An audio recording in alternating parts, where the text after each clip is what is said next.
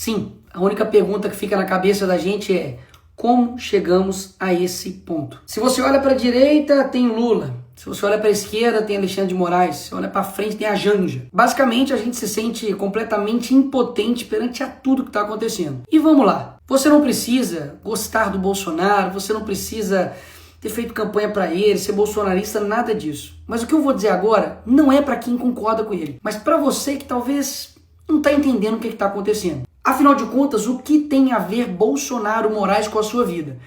Eu vou te explicar. Basicamente, nós temos hoje um cenário em que um ex-condenado é presidente da República e um ex-presidente da República pode se tornar um condenado. E mesmo que você tenha suas divergências com o Bolsonaro, vai aqui alguns pontos para você pensar. Não precisa concordar não, mas pensa aí. Ele nesse momento está proibido de falar com embaixadores, proibido de usar rede social, sofreu busca e apreensão na sua casa, encontraram aí incríveis $14 mil, usando tornozeleira eletrônica e é obrigado a ficar em casa do 19 às 7 horas da manhã.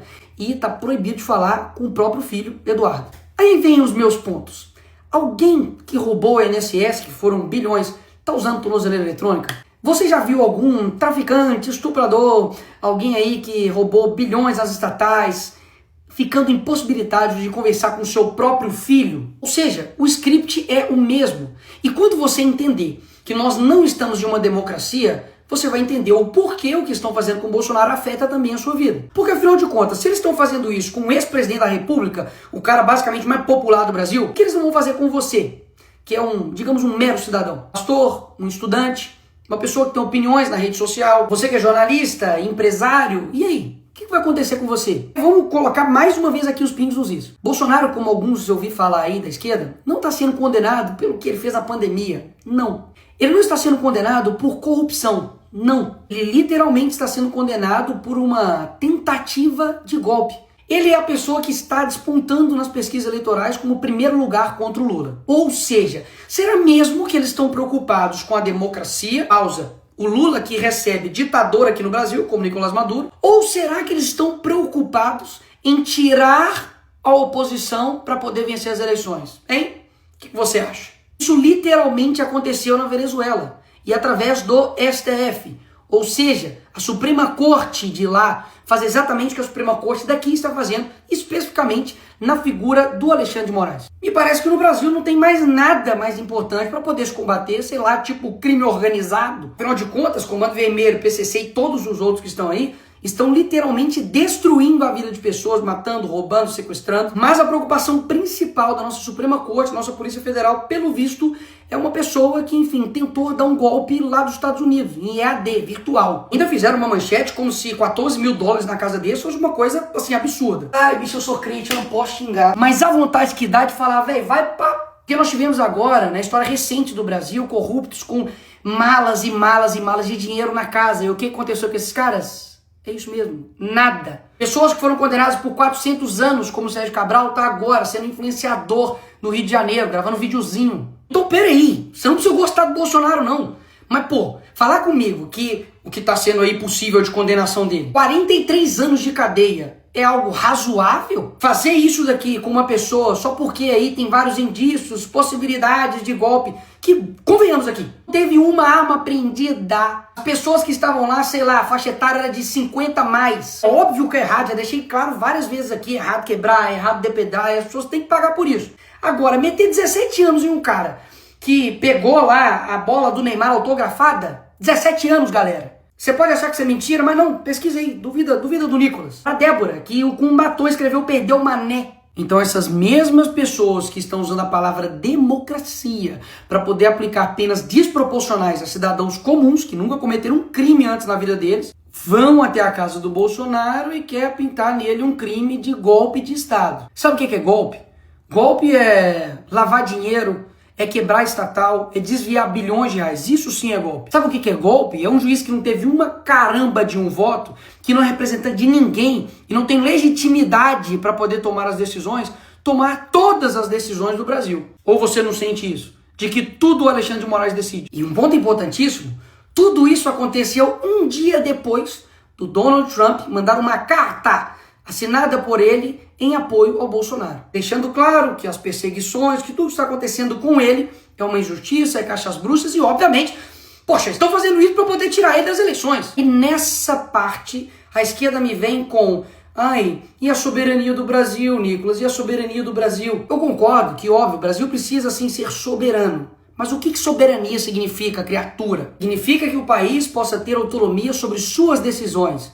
E até aí tudo bem. O Brasil está dando um exemplo de como não ser diplomático, né? Porque não sei se você sabe, mas os Estados Unidos não é uma economia que você pode falar, quer saber, não quero ver você. Que antes da campanha Lula falava que com uma cerveja e uma conversa de bar resolveria uma guerra. E agora não está conseguindo resolver uma questão de tarifa. Só para lembrar aí.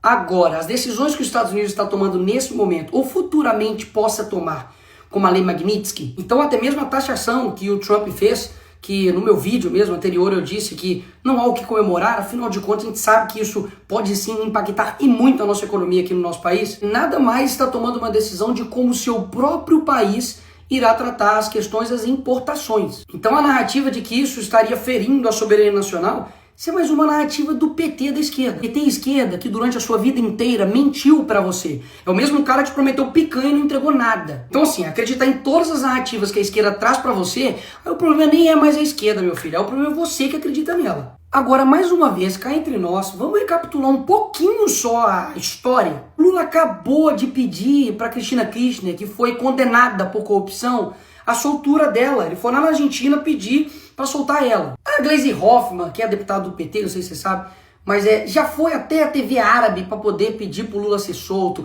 O PT foi em outros órgãos internacionais para poder falar pro Lula ser solto, contra o impeachment da Dilma, enfim. Fizeram isso milhares de vezes. E aí no caso deles é ajuda. Não, nós estamos aqui ajudando. Aí quando é o Eduardo, aí não. Aí é ataque à soberania nacional, é crime. Peraí. Eles não fizeram isso a vida inteira. E tem tipo de coisa que você tem que ir ver. Coloca aí no Google assim, ó, Foro de São Paulo. Pra ver que desde 1990 os caras estão influenciando externamente todos os países da América Latina e principalmente o nosso país. E uma perguntinha aqui gostosa aí pra você que é de esquerda ou canhotinha. Qual seria a sua reação se o Donald Trump, nesse exato momento agora, mandasse um avião aqui pro Brasil para poder buscar e resgatar Jair Bolsonaro? Fala pra mim a verdade, qual seria a sua reação? Ataque à soberania, pipipipopopó e não sei o que, não é? Mas foi exatamente isso que o Lula fez com a ex-primeira-dama do Peru, que foi condenada por corrupção. Usou o seu dinheiro de pagador de impostos, usou o avião das Forças Armadas Brasileiras para poder ir lá e resgatar ela. Opa, peraí! O Lula não tá ferindo a soberania, não? Ou seja, todo o script é o mesmo. Eles fazem a coisa errada, destroem o país, colocam a culpa no outro e depois criam um caos e depois se apresentam como uma solução. Mas e aí, Nicolas, o que nós vamos fazer?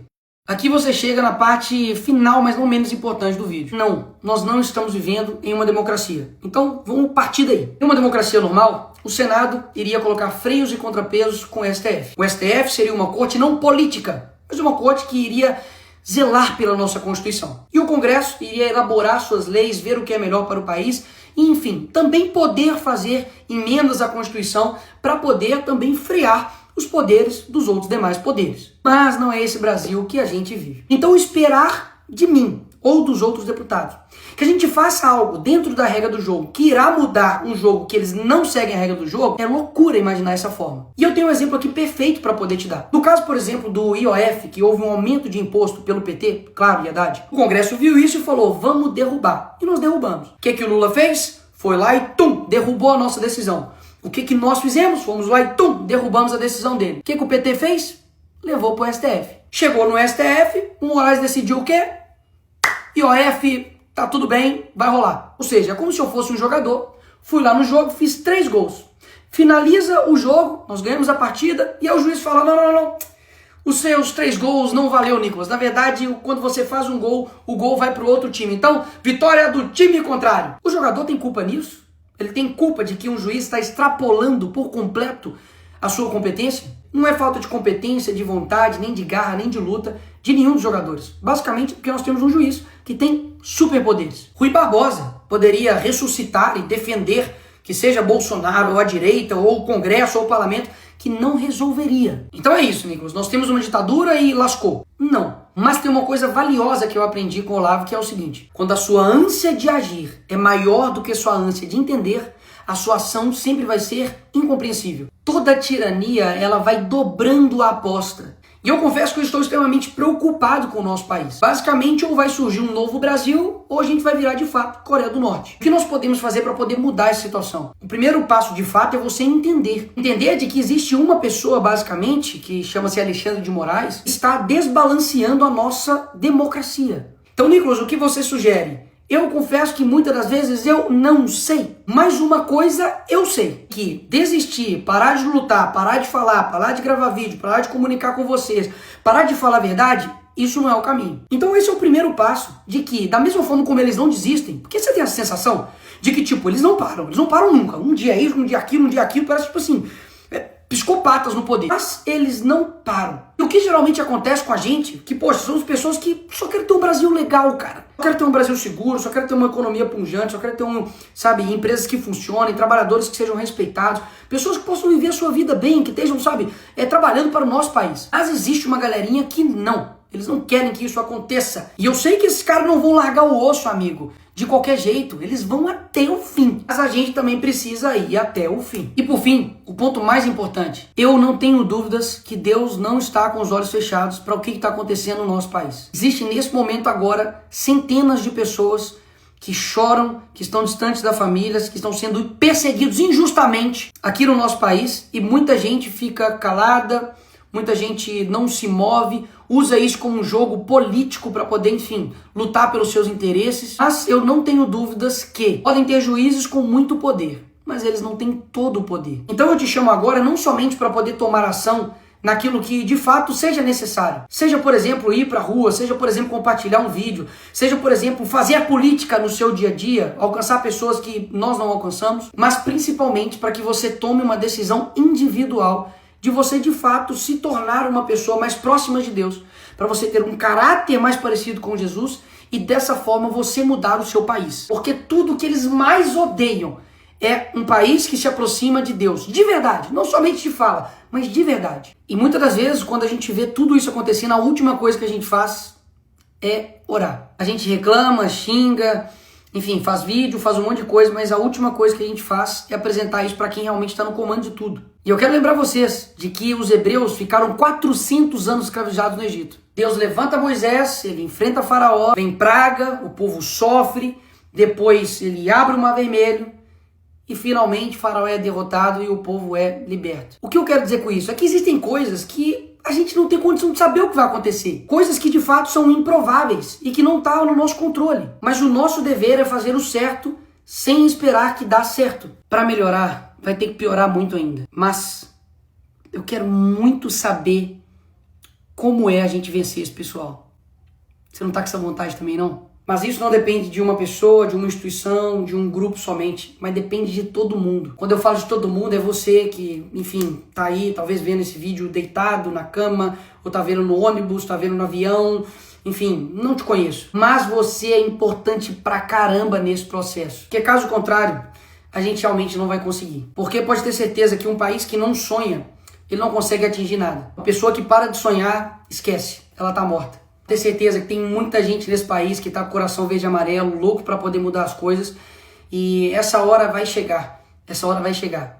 O sonho de um novo Brasil ainda tá vivo em mim. E eu não tenho dúvidas também que tá vivo em você. E pode ter certeza. O que tiver ao meu alcance a gente vai estar fazendo. A minha voz é a sua. Enfim, não desista daí, que eu não também desisto daqui.